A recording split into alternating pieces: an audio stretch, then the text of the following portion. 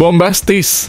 Rahasia optimisme Menpora Dito, Timnas Indonesia siap menuju babak ketiga kualifikasi Piala Dunia 2026. Temukan alasannya yang tak terduga di sini. Menteri Pemuda dan Olahraga Republik Indonesia Dito Aryo Tejo optimis bahwa Timnas Indonesia akan lolos ke babak ketiga kualifikasi Piala Dunia 2026 zona Asia. Keyakinannya didasarkan pada persiapan matang yang dilakukan oleh tim asuhan Shin Tae-yong. Dua pertandingan ini sangat penting bagi Timnas Indonesia karena akan menentukan nasib mereka. Namun skuad Garuda memiliki keuntungan karena memainkan kedua pertandingan tersebut di kandang sendiri. Selain itu, skuad Garuda memiliki peluang besar untuk melaju ke putaran ketiga kualifikasi Piala Dunia 2026 dan otomatis lolos ke Piala Asia 2027. Tim asuhan Shin Tae-yong hanya membutuhkan satu kemenangan dalam pertandingan melawan Irak dan Filipina. Menjelang pertandingan penting tersebut, Timnas Indonesia telah memulai latihan pada Selasa lalu. Menpora Dito yakin bahwa skuad Garuda dapat meraih hasil positif saat melawan Irak dan Filipina karena persiapan yang dilakukan sangat maksimal. Kita sebenarnya hanya perlu satu kemenangan untuk bisa lolos ke putaran ketiga kualifikasi Piala Dunia 2026, kata Menpora Dito. Timnas juga kemarin latihan di GBK Senayan. Saya melihat persiapannya sangat maksimal. Semoga hasilnya bisa menang, tambah Dito. Selain itu, Menpora Dito juga berharap proses naturalisasi Calvin Verdonk dan Jens Raven dapat segera selesai. Dengan demikian, kedua pemain ini bisa memiliki peluang untuk bergabung dengan skuad Timnas Indonesia. Dan insya Allah kita akan menambah dua pemain baru yang semoga bisa bermain melawan Irak atau minimal melawan Filipina, jelas Menpora Dito. Benarkah kutukan? Yance Sayuri takjub dipanggil Timnas Indonesia malah selalu terkena cedera. Apa yang terjadi? Temukan jawabannya yang menyentuh di sini. Yance Sayuri akhirnya berbicara setelah dicoret dari Timnas Indonesia karena cedera. Yance tidak dapat ikut bermain dalam laga melawan Irak dan Filipina karena cedera yang dialaminya. Manajer Timnas Sumarji mengonfirmasi hal ini pada Jumat kemarin. Awalnya, Yance sempat memenuhi panggilan Timnas Indonesia dan hadir sejak latihan pertama pada Selasa lalu. Namun saat menjalani latihan ketahanan, Yance tiba-tiba jatuh dan mengalami cedera pada kaki kirinya sehingga harus keluar lapangan dengan kaki diperban. Setelah dipantau oleh dokter selama 3 hari diputuskan bahwa Yance harus dipulangkan. Sebagai pengganti Yance, pelatih Shin Tae-yong memanggil pemain Madura United, Malik Rizaldi. Setelah dicoret, Yance menyampaikan kekecewaannya melalui akun Instagram pribadinya.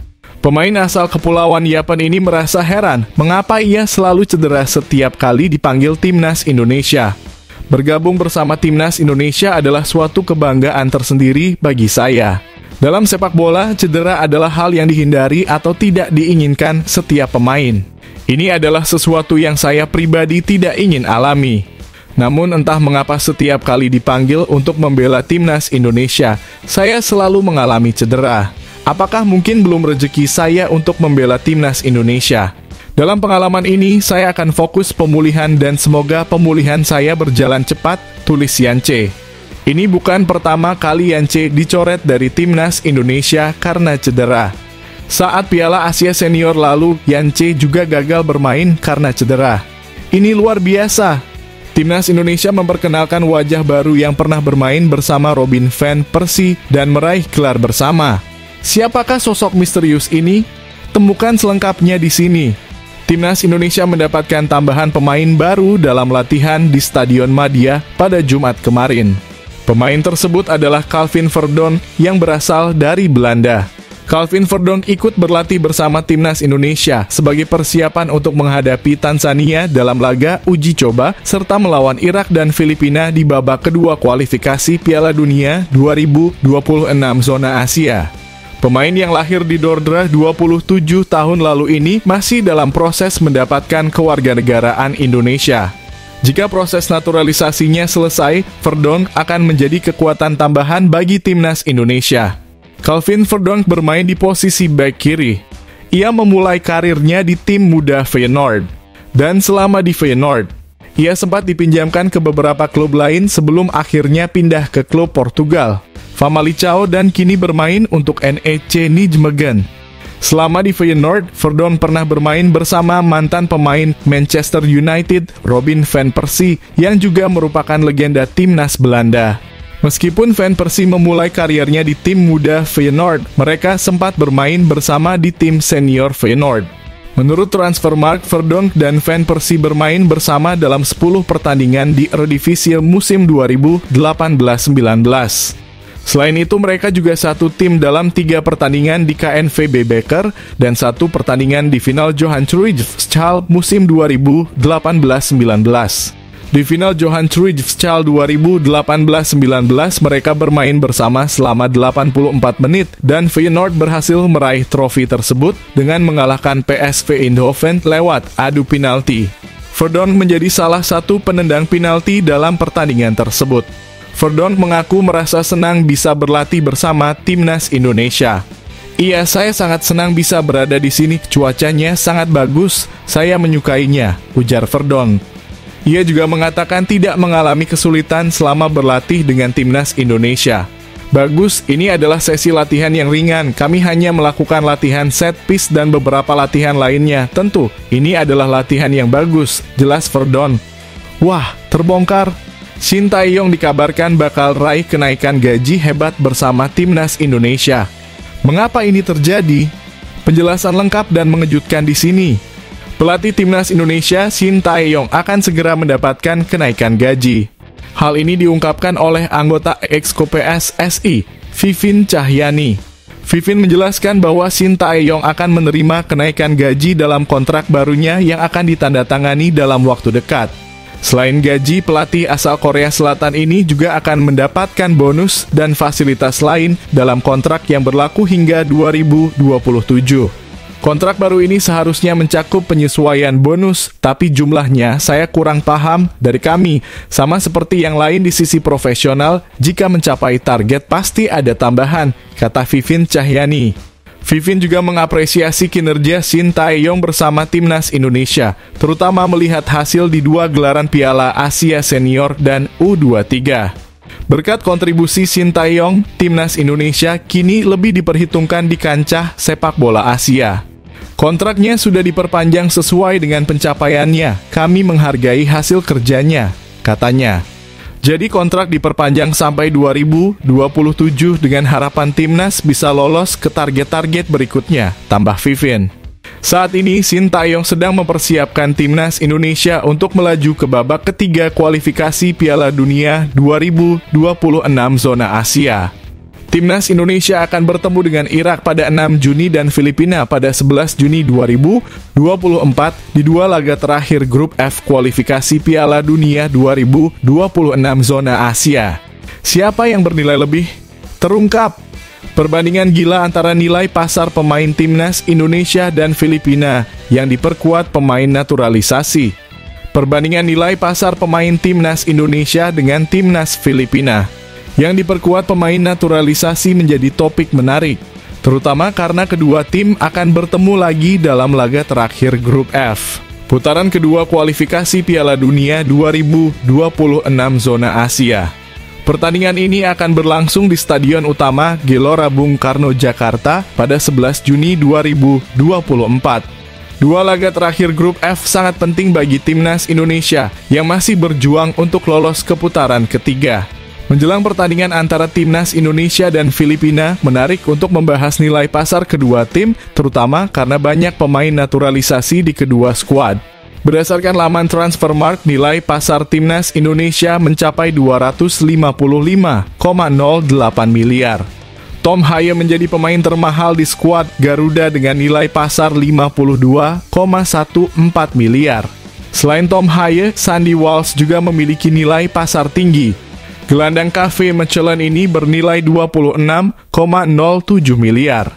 Beberapa pemain lainnya di skuad Garuda yang memiliki nilai pasar tinggi antara lain Jay Itzes, Jordi Amat, Saine Patinama, dan Ragnar Oratmangoen. Dari pemain yang bermain di kompetisi lokal, Rizky Ridho menjadi pemain dengan nilai pasar tertinggi, yakni 6,95 miliar. Bagaimana dengan timnas Filipina? Berdasarkan laman Transfermarkt, nilai pasar timnas Filipina jauh lebih rendah dibandingkan timnas Indonesia, yaitu hanya 72,13 miliar. Timnas Filipina juga diperkuat banyak pemain naturalisasi. Pemain termahal di skuad Filipina adalah Michael Baldisimo dengan nilai pasar 6,95 miliar. Kiper mereka, Nigel Rodriguez, memiliki nilai transfer 5,21 miliar. Kiper Persib Bandung Kevin Ray Mendoza juga masuk dalam daftar pemain dengan nilai pasar tinggi di timnas Filipina, yakni 3,91 miliar. Benarkah kutukan? Yance Sayuri takjub dipanggil timnas Indonesia malah selalu terkena cedera. Apa yang terjadi? Temukan jawabannya yang menyentuh di sini. Yance Sayuri akhirnya berbicara setelah dicoret dari timnas Indonesia karena cedera.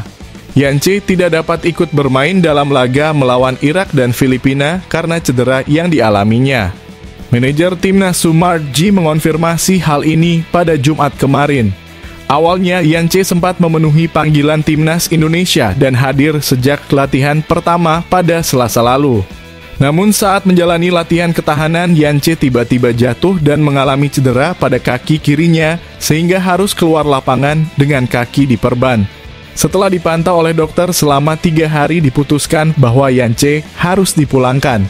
Sebagai pengganti Yance, pelatih Shin Tae-yong memanggil pemain Madura United, Malik Rizaldi.